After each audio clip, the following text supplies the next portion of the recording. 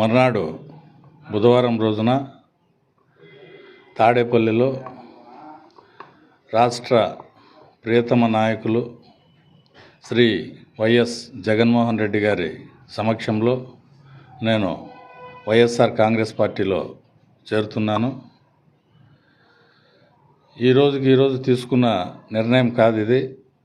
గత 10 సంవత్సరాలుగా ఎన్నో సందర్భాల్లో నేను నా తండ్రితో చర్చించడం, వారి ఆవేదన, వారి పశ్చాత్తాపంలో నుంచి వచ్చిన వారి మనోభావాలు, ఎంతోమంది కార్యకర్తలు, నాయకులు, ప్రజలు అందరి మనోభావాలు క్రోడీకరించి కొన్ని సంవత్సరాల తర్వాత ఒక సరైన సందర్భంలో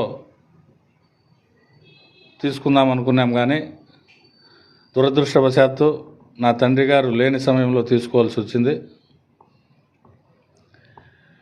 అయినా ప్రజా సంక్షేమం కోసం నా తండ్రి బాటలో భవిష్యత్తులో వారి సేవాభావానికి అనుగుణంగా నేను వేసే ప్రతి అడుగు ఉంటుందని, కారణాలు అన్ని పర్యవసానాలన్నీ నేను ప్రతి ఒక్కరికి నేరుగా కలిసి వారికి వివరిస్తానని, ఇప్పుడుండే పరిస్థితుల్లో కార్యకర్తలను, నాయకులను డిస్టర్బ్ చేయడం సరికాదనే సూచన మేరకు నేను ఒక్కడనే పోయి చేరేసి వస్తున్నాను. తర్వాత నేను ప్రతి ఒక్కరిని నేరుగా కలిసి పరిస్థితి అంతా వివరిస్తాను.